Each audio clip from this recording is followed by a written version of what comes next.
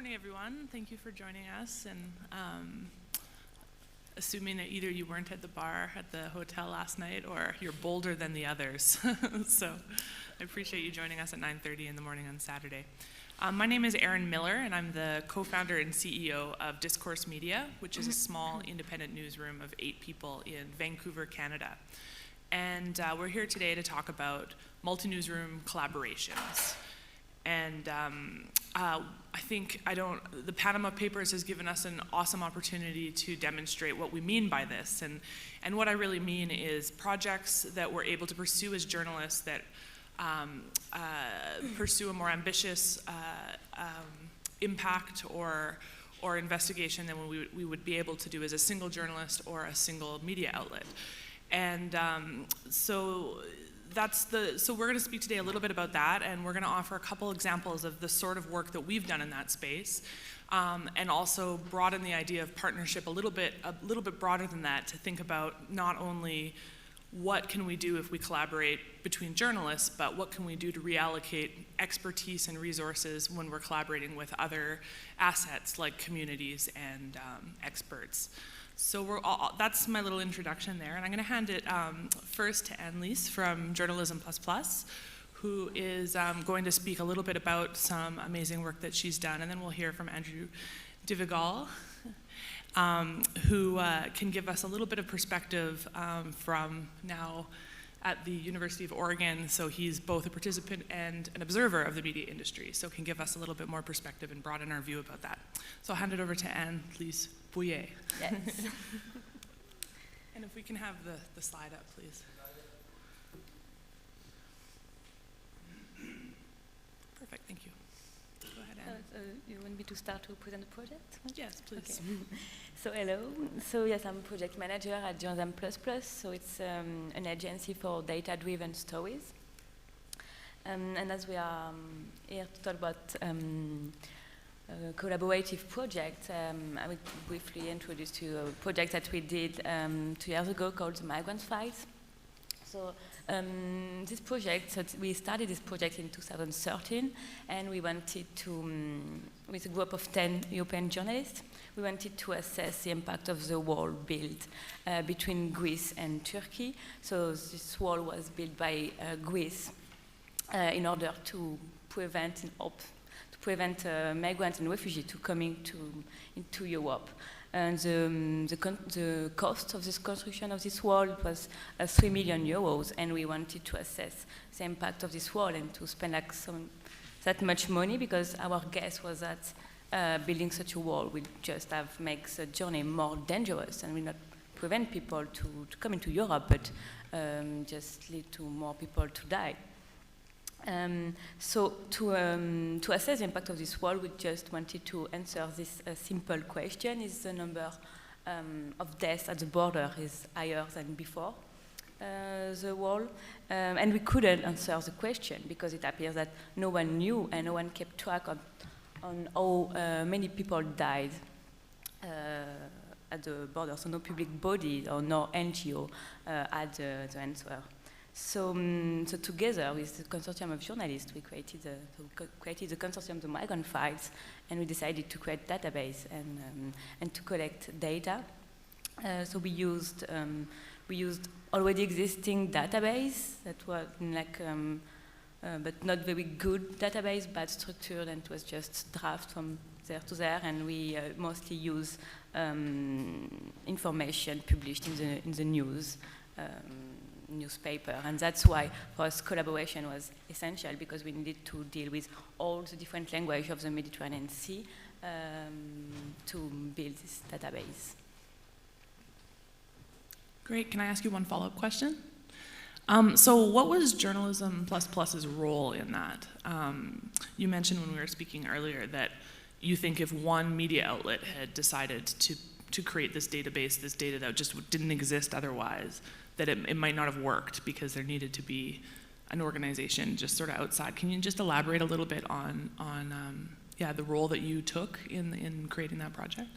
So how we coordinate the project, you mean? Pardon me? You mean how we coordinate the project? Yes. Yes. So we had the role of project management in this collaboration. So we had this idea of investigation, and then we decided to apply for a grant, a journalism fund. So we contacted other journalists, and we created this consortium. And the thing is that the journalists that we contacted, they worked in the media, so we contacted them to be a partner in doing the research and as well for the publication. And our role at G++ was to coordinate everyone and to do the project management. Great, thank you. I'll tell you about a couple of my projects now.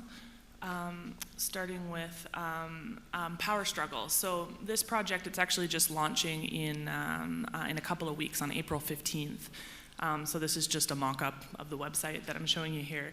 But what this project was it came out of a desire for us in Canada to be reporting in a more nuanced, systemic way on energy access. So we knew that there was 1.3 billion people in the world that don't have reliable access to electricity or no access to electricity, and this is a huge problem from a development perspective. It prevents them from kids from doing their homework and being able to succeed in school. There's health implications. It's a huge development issue.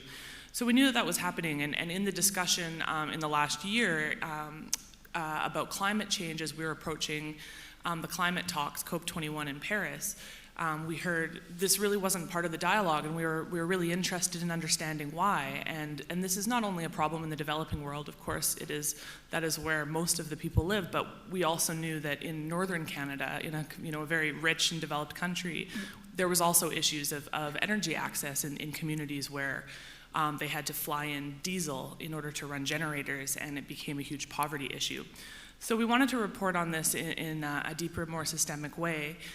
But it was one of these issues that when we looked at the media coverage that had already been done around it, there was a lot that was really siloed. So looking at through a business lens or through a regional lens or something like that, but there was very little reporting that pulled that all together, those local stories in the context of the global geopolitical politics that were going on and all of these issues, because this is really a global issue when we're talking about trade-offs.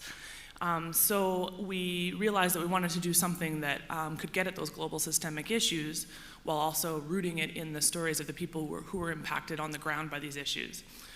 So Power Struggle was our response to that challenge, and we put together a collaboration between 10 journalists in different countries, all reporting on how energy poverty was impacting their communities, while also looking for some of those trends. So we had 2 reporters in Africa, 2 reporters in Asia, someone working from Eastern Europe, where it's an issue in Romania, someone in Latin America reporting from Brazil and Costa Rica and Mexico, 2 reporters in Canada, and I'm forgetting someone, but there's 10 in total.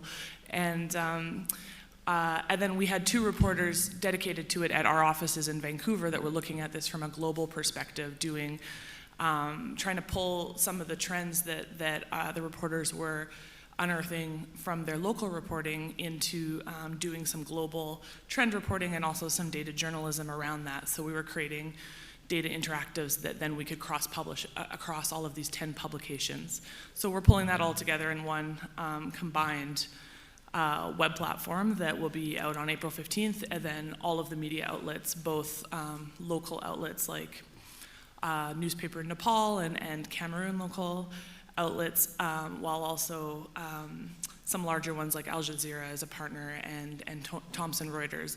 So we're all being able to exchange this content and hoping that this is contributing to better more solutions-oriented public discourse about this issue.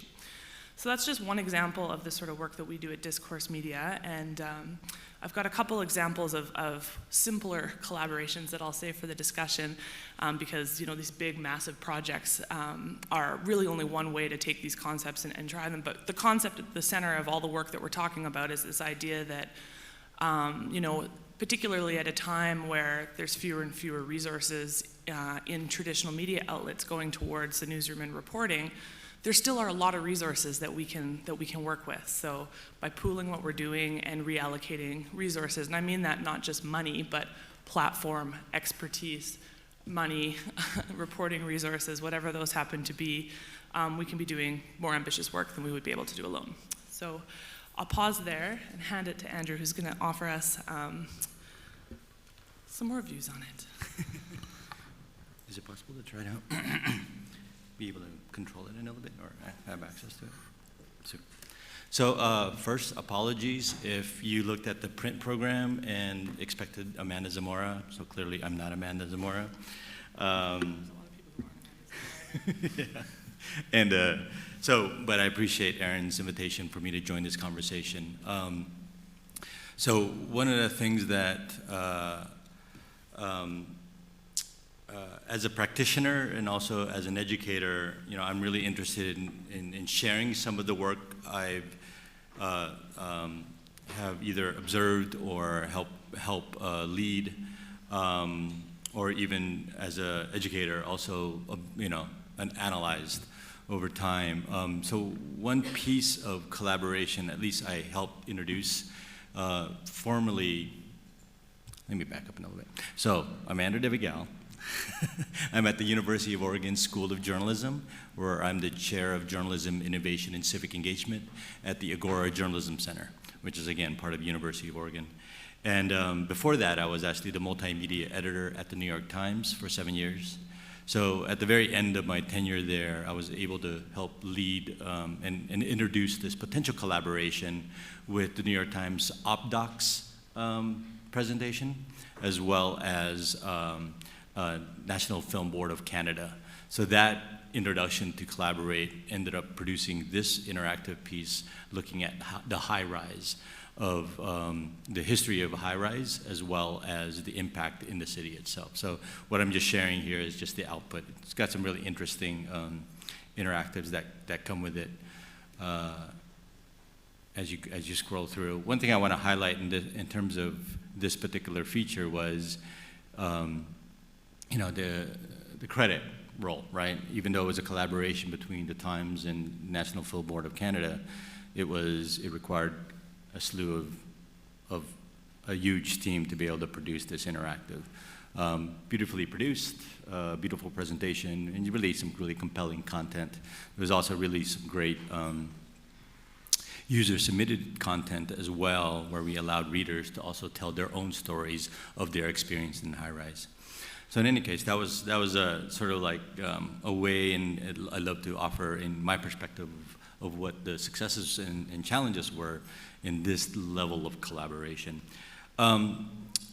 As context too, I think it'd be helpful to highlight a couple of other collaborative projects that I've observed and witnessed that hasn't been discussed yet, at least in the panels I've attended around engagement and around this topic throughout this festival. So I just wanted to add to this conversation and not necessarily repeat some of the collaboration that I've seen that others have already mentioned.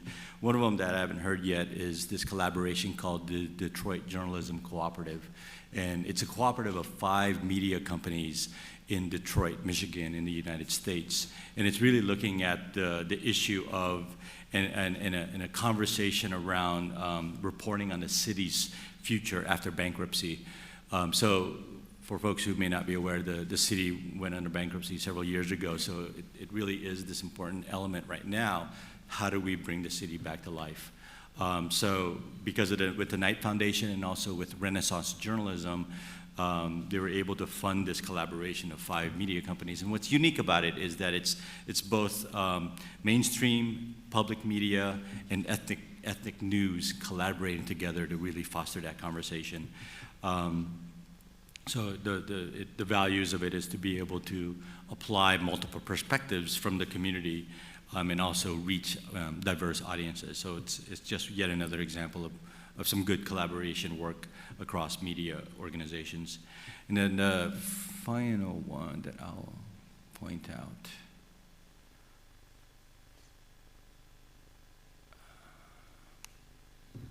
is the Northwest News Partnership. So what we've also observed in the last few years was this partnership that was really fostered with the Oregon Public Broadcasting. So of course I know about this project mainly because I live in Portland, Oregon, which is the home of OPB. So again, a really good example of news outlets collaborating together, and OPB served as the catalyst, if you will, for that conversation. To me, in some ways, it was sort of creating the Associated Press across Oregon, right? A news network that valued news content and information that was shared across multiple news outlets. So, from my observations, those are the things that I would love to add to the conversation. And again, I appreciate your invitation. I also appreciate hearing from the folks in the room to get the expertise that you guys might offer, as well as some of the perspectives as the questions come around. So thank you. Thank you, Andrew. So I'm going to, we'll have some discussion and based on some questions that we prepared, but I'd love to ask for questions from the room without too much more talk from us. But I'll start by just asking you, Andrew, so partnership, and I'm sure, has anybody in this room had any kind of partnership in their work? A show of hands? We got a couple, yeah. Were the partnerships, did anybody in this room have an easy partnership where it just was like everything was smooth and it was great? Yeah, exactly. Partnership is by its nature messy. Media outlets have different agendas, different levels of resources. They're generally, you don't really know clearly what the other partner intends to fully put in until you're there. It's hard to articulate these things and come to a mutual understanding. And so, and they're resource intensive. They take, as you know, Anne-Lise mentioned earlier, they required a lot of project management and coordination from a central group. So my question is, to throw back to you two, is what's the case for collaboration? Why would we collaborate in the first place? And particularly, what is the incentive for a newsroom like the New York Times that presumably has more resources than some of the other examples that we spoke about to partner with other organizations? So first, I think like some projects couldn't have been done without collaboration. So it's like the aim is to have like more ambitious journalism project. For instance, I'm thinking about the Panama Papers, and some journalists, they did the calculation, and they say that it would have taken more than 26 years. It would have been only one single team of journalists to read the document, so not even analyze the document, but only to read it. As I said, in our case, in the migrant files, it was mandatory to have collaboration just because of the languages. We needed to have like different speaking people and language people. And so yes, the first reason is to have more ambitious project, and the second reason and incentive and why media outlet would want to collaborate is to have better quality journalism, because when you work in a collaboration, you share everything, you share the methodology, you share the work, and you share the feedback, and so your work is automatically peer reviewed. So it's lead to better quality, and better quality I think can lead to better like to increase the level of trust of the public in journalism. I think it's very important. I mean, I would add to that you know, I think it's the values that you bring together is, again, the idea of being able to offer multiple perspectives, because the more perspectives that we can contribute to that conversation, the fuller story it can become, right? It's always an interesting challenge if it's one one perspective that it's really just from that lens. So the more voices, or at least the more opportunities to view it in multiple ways, then we can capture the whole story. And I think that's been the challenge: is how do we relish or even honor the whole story in these perspectives, and to really perhaps even accept that there are multiple truths to some stories, because it's all based on individual experiences. So if we can honor that, I think that would build trust within the community. It would also build credibility to the report. And then, you know, that's one value to, you know, from a perspective of participating news organizations. The other one is just the wider public, right? Is there an opportunity to bring more diversity and bring together more rural or even more urban communities together to actually have that conversation. So, you know, the example that I shared with the collaboration with the New York Times and National Film Board of Canada, I think it's really bringing in individual expertise that they've had, right? I mean, obviously, it's interesting when you look at the site. It honors both the Times style visually as well as the National Film Board style as well, and I think they did a great job of blending the two. And also, they brought in their expertise. You know, the filmmaker Catherine has been working on this project for many years for NFB, and an opportunity to sort of distribute that on the platform. The New York Times really valued both her work as well as the distribution model for the Times. So there were some multiple values in that perspective. I'll just add another example from our work to this. If you could just show the slide, please. The cover of Maclean's magazine, which is our news weekly in Canada. And this project was a whole system investigation into why Indigenous population in Canada is so overrepresented in the justice system. And they had a great reporter, Nancy MacDonald, on this, who is an award-winning reporter who had done some really wonderful work around Indigenous issues in the last year. And she began this investigation, and she quickly realized that she was in over her head when it came to the data that was involved in this one. Even though she's one of Canada's top journalists, she realized very quickly that she needed more. And also on her last couple of major investigations into this issue, she had been somewhat criticized for the way that she was approaching the stories about the Indigenous population. And there's a long history in Canada that I'll spare you guys of mainstream media screwing up the way that we approach stories about our Indigenous history, and not all of that is on Nancy's shoulders, but she took those criticisms very seriously and wanted to find a way to better inform her reporting by the community experiences on the ground of dealing with the justice system. So she came to us at Discourse Media, and Nancy is an old colleague of mine, and asked us to work with her on this. And the reason that, even though Nancy is one of Canada's top journalists and Maclean's is the leading magazine in Canada, they were able to bring us in to do some work because they recognized that they did have a need for further expertise to be in there. And from our perspective, and some of this project was, we raised independent funding for, and some of it was Maclean's funded. So we all brought resources to the table in order to make this work, which I think was an important part of it because we were all really invested in the project. From our perspective, we're a small newsroom that doesn't have our own platform. We publish in partnership. So in order to have our reporting have the impact that we wanted to have, it was very valuable for us to be working with a magazine that we knew could get this issue talked about in the House of Commons.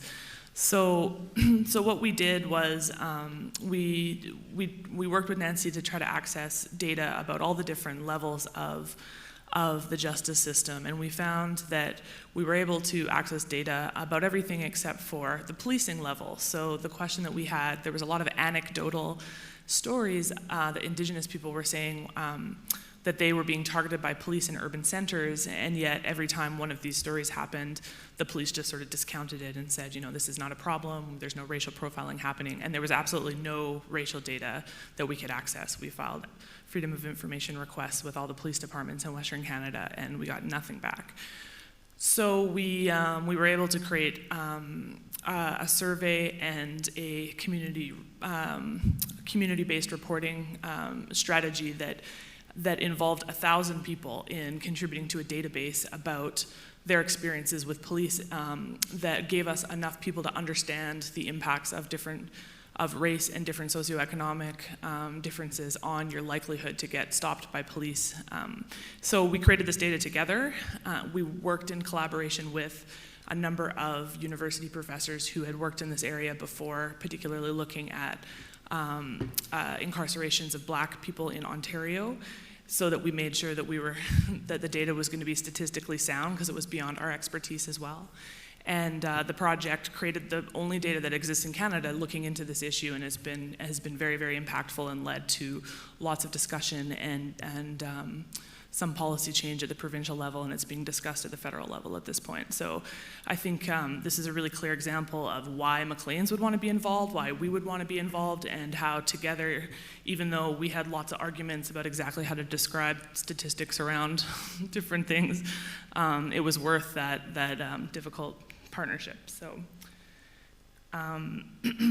So yeah, that's just one more example. Another question that I wanted to ask you, Anne-Lise, is just how your experience working with multiple media outlets has, how you've managed that, whether some didn't quite live up to your expectations about their contributions, while others went over, and just like how that impacted the work that they were doing.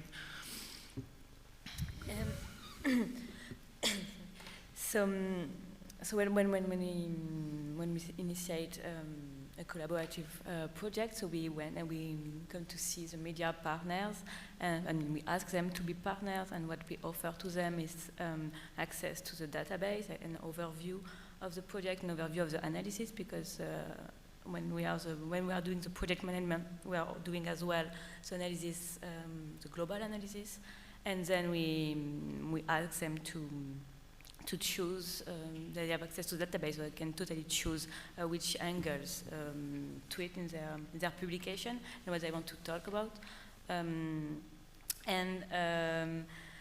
The thing is, for the migrant file, for instance, it was 10 months investigation. So we asked them to publish, because I did as well to have a common publication date.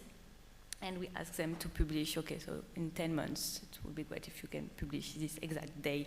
So some of media and partners, they refuse because they couldn't getting committed to this date, because they say, like, we cannot assure you it will be on the front page this exact date, because no one knows what can happen in the world. I think it should be the opposite. I mean, this date should be fixed, and if something big happens, we should fix another date. But so some media partners, they refuse. Some others, they say yes, but at the end they couldn't be involved a lot. Some others that say yes, why not? At the end they were very involved, and they published a very deep paper, and so it's very different. What we try to do when we are doing the project management, it's not depend too much on the others. That's each media should be like kind of independent, and the global analysis can be made without everyone committed at the same level. So that's why, again, like, project management is very important. Communication, like, always, if one partner change and finally has to work on different subjects, it's very important that have good communication and that everybody knows, and we should find backup plans and everything. Do you want to add to that? I think I'm good. Okay. Yeah, I mean, that's been really our experience as well, what Anne-Lise was describing, whereas the partnerships that are most successful, particularly when we're bringing like multiple media outlets together that may have competing publishing schedules, competing editorial agendas, etc., or may consider themselves competitors themselves, to have sort of a wide net umbrella approach to partnership that allows for different levels of collaboration and different levels of commitment, also with the caveat that generally the more you put in, the more you get out. And I think that was one thing that really came out of the migrant files, was that the people who were more involved in creating that database also created better, deeper stories and understood it better and got more out of the collaboration. So, and that's okay, right? Like you had mentioned, that's fine from your perspective. Yes. Yeah. I guess rather than adding something, I was wondering if I could ask you a question in terms of, and even you, to keep the conversation, is, I guess from my observation and some of the efforts that we've been trying to do is how do you define success for collaboration? And do all stakeholders agree to that definition of success? So, for example, is one layer of the success, as we typically have done in this industry, is metrics, right? The traffic, web traffic. well, that's going to be different based on who's going to be playing and what kind of stakeholders, or is there an agreed definition of success by all team members or all stakeholders, so that it's not by web traffic, but rather by reach, or but rather by, you know, the conversation, the quality of conversation that the collaboration is leading towards. Has there been some discussion around that definition of success? I don't know if we can have like different metrics and different way to measure success. So when it's collaborative investigation, or if it's just the same way we measure success and then investigation, classical investigation. I would say like, yeah, but it's true that with the collaboration you can have a bigger impact, so you can have like bigger goals. Like for instance, again, the Panama Papers, there's investigations that led to like prosecution and Yeah. things that changed. That's very With the migrant files, at the end, our database, so as I said, no one used, no one collected the data, no one knew about this subject, and at the end, our database is now used by the International Organization of Migration, so which it's like can be a success as well. So yes, like changing, make things change can be a good way to measure success, and page view, of course, as well. Well, that is an interesting one, right? Because the Panama Papers is an interesting model, because there's one that was really, you know, when it was first released, I found it on one specific website.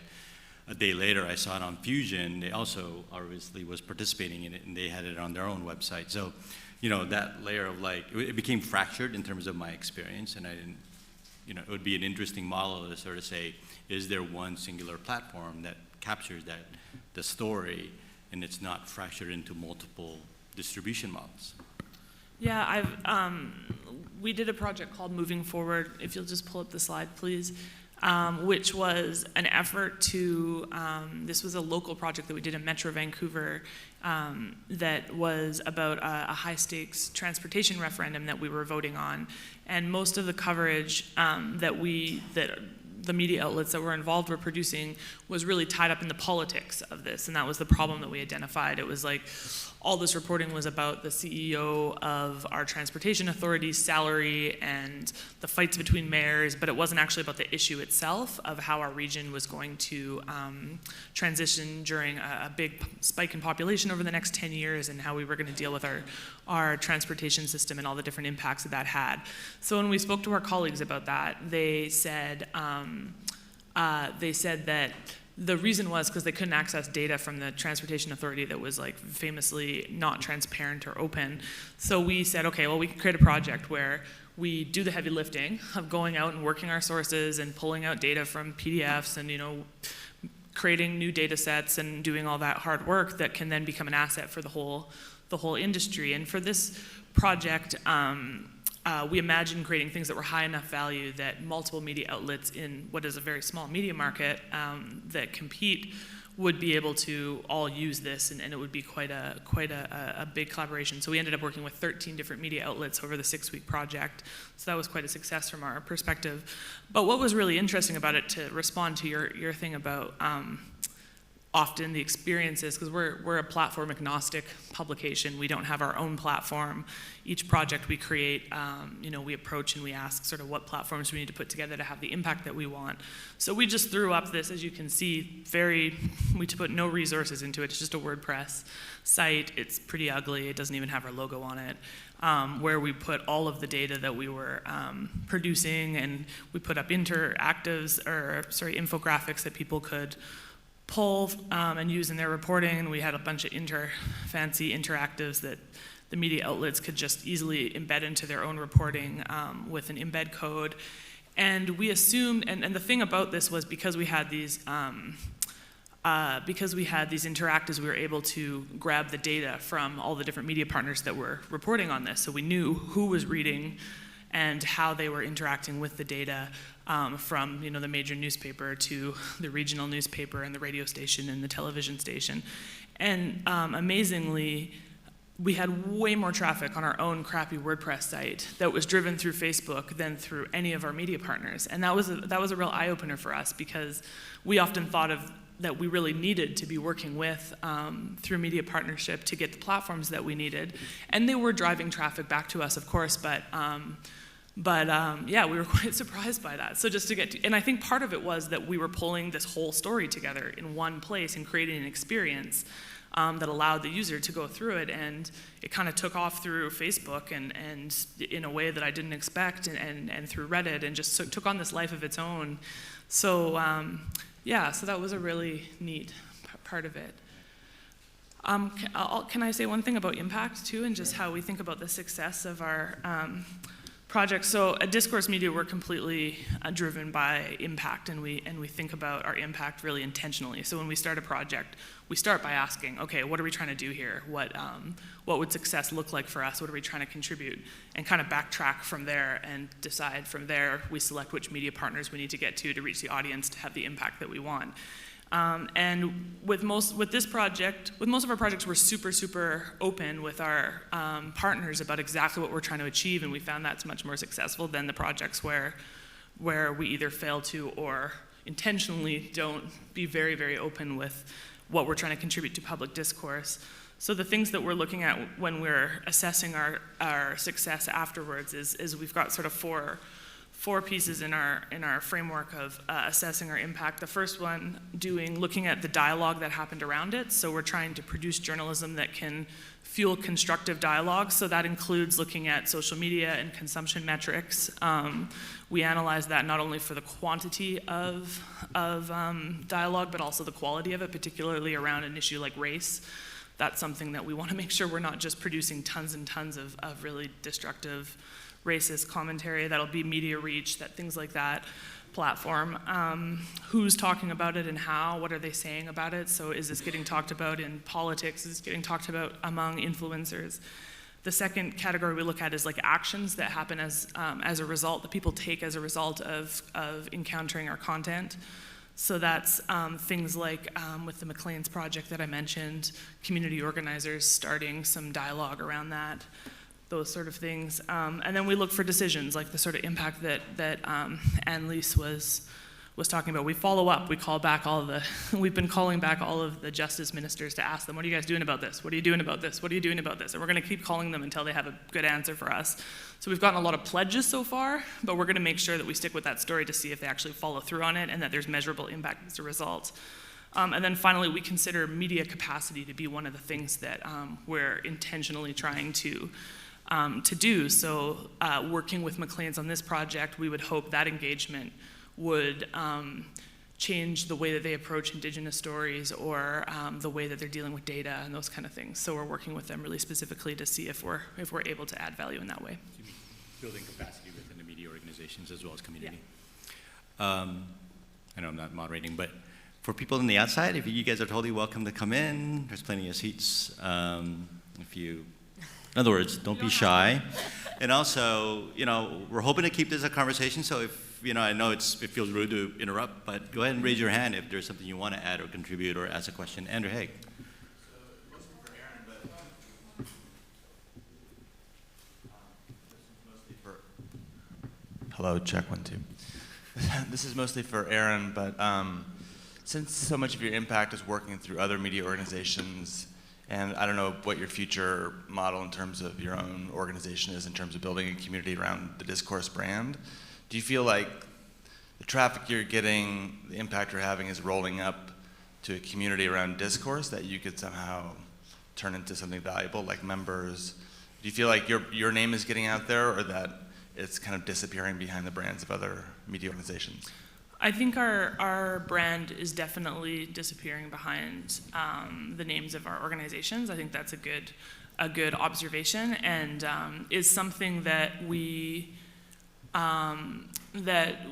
been okay with up until now, but we're increasingly not okay with. So I think it will change our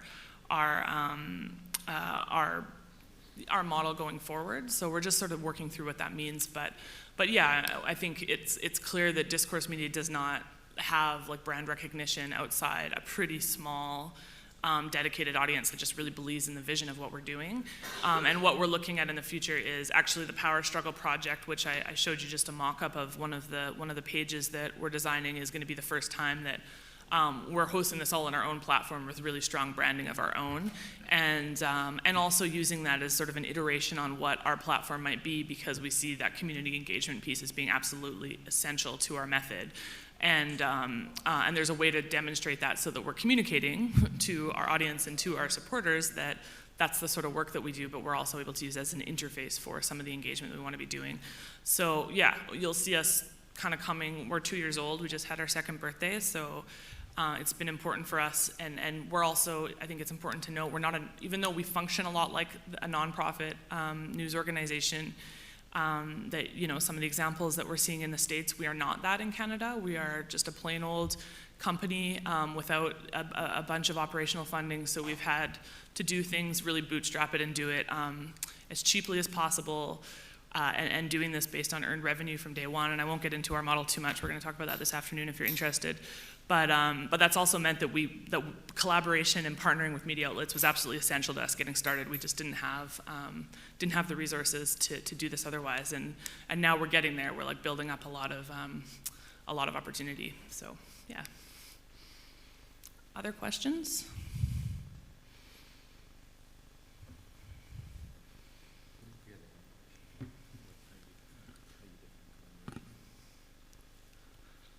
Which one?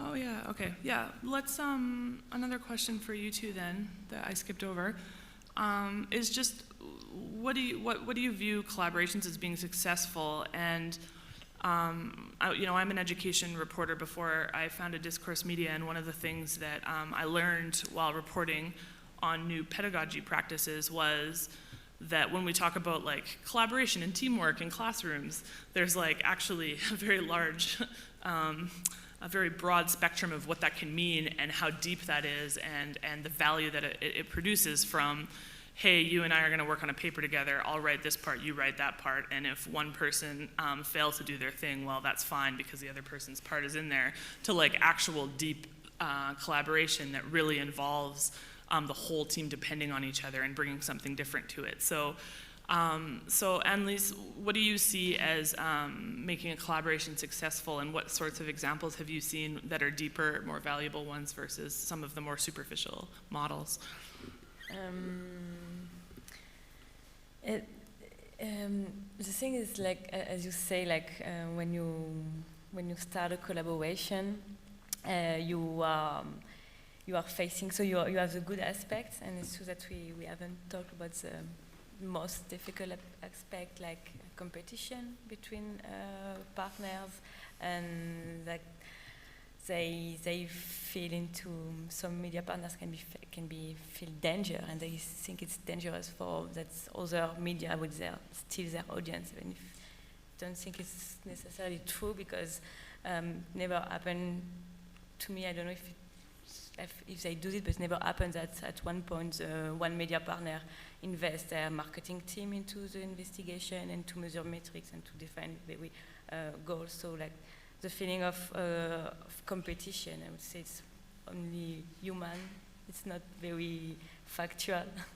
So yes, we have to deal with it. It's already happened once to us when what we do is we try to. We have media partners when it's a cross-border investigation. It's like one media per country and with one language. And it happened like at one point, Vice UK wanted to be involved in our consortium. The thing is, like Vice UK, when they publish something, they automatically translate the article into different languages, and they publish in their different countries. And we already had like all the partners for all other countries in Europe, and it led to a big discussion to what should we involve them? Is it dangerous for them, for their audience, to have Vice involved? So yes, as I say, it was, again, it's like project management. I have to manage this. It's more communication because it's not factual. It's just only the feelings that I had. So it's a lot of communication, negotiation. At the end, what we negotiated is like, Vice will only publish in English, and it's because we didn't have any English partner. So yes, so collaboration can be difficult sometimes as well. For me, I've always found that successful collaboration happens. For me, I think my definition of collaboration is really being humble. And what I mean by that is recognizing your strength and also recognizing your faults, right? And the idea of the example I showed earlier in terms of the Detroit Journalism Cooperative, so this cooperative really is a cooperative of multiple 5 media organizations and media outlets, but they had their own strength, right? One was a magazine, one was a television station, one was a radio station, one were community, so it's not, or ethnic media. So the expertise that you bring may not be necessarily a skill set or a media platform, but the expertise you bring could be access to a community that others do not have access to, right? So to me, that recognizing what your strengths are and also your weaknesses is a way to strengthen that collaboration. And those are, to me at least, examples when it works. When it doesn't work is when one stakeholder feels like they can do it all, or does not have the humbling experience to be able to say, yes, you can lead that portion of the efforts. So the bully kid who always gets an A and just takes over the project, that's what you're saying? Are there other comments, or has anybody done a collaboration that they would be happy to share their experience? There's a comment. I have a comment on. Is it on? Yeah. Yeah. I have a comment on the collaboration. I work in a technology organization, and we've been reflecting a lot on the fact on how. We've heard also a couple of days ago someone saying we don't want to compete on technology, we want to compete on the stories. And I have the feeling that in your experiences of collaboration, this could also work in terms that we collect, and in the Panama Papers, maybe it's a good example of that, or in the migrant files, we collect the data together, and then we compete on how good we are at telling our story in our medium. But at the same time, journalism is competitive. It was born out of, being the first to tell the news. So do you see, and then you're talking also about branding, and you want your brand to become stronger.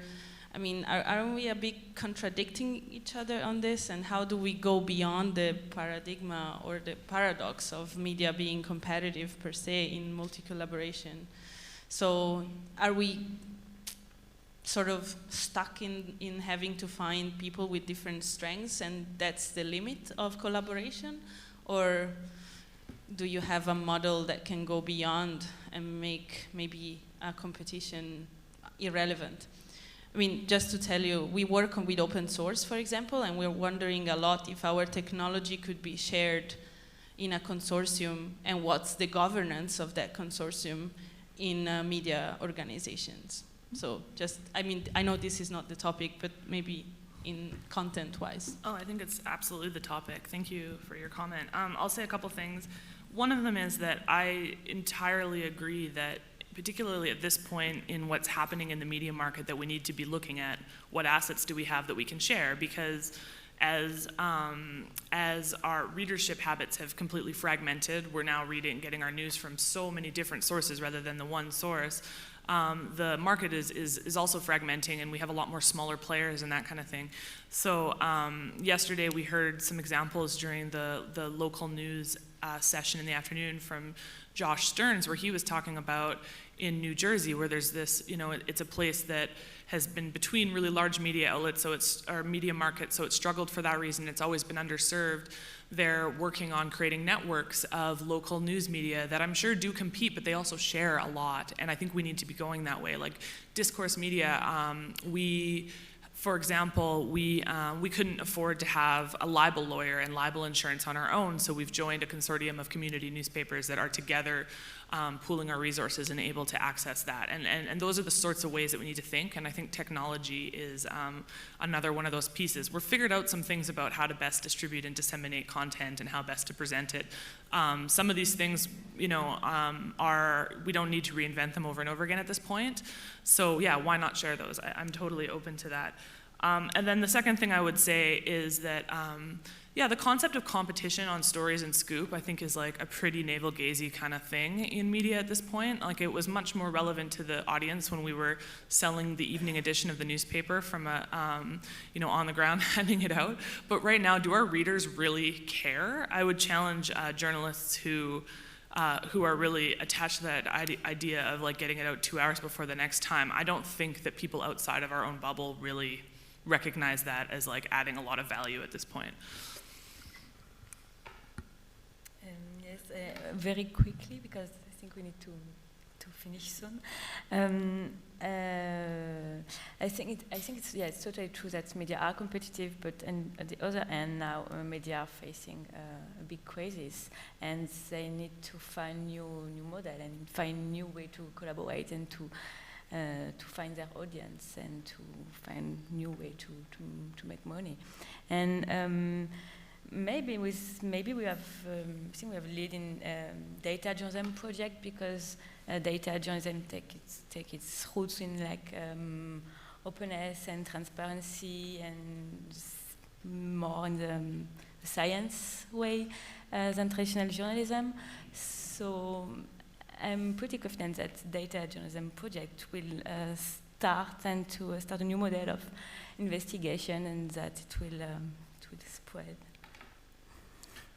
One final thought I would share is that the idea of, if we, again, it's this definition of how do we define success. If our definition of success is and we go back to the purpose of journalism, is if we're authentic to believing that if we are offering the news and information that to our communities so that they can thrive in a democracy, then the idea of competition is minimized, because it's no longer the competition of page views or eyeballs. It's really about how do we create the democracy that we want to live in.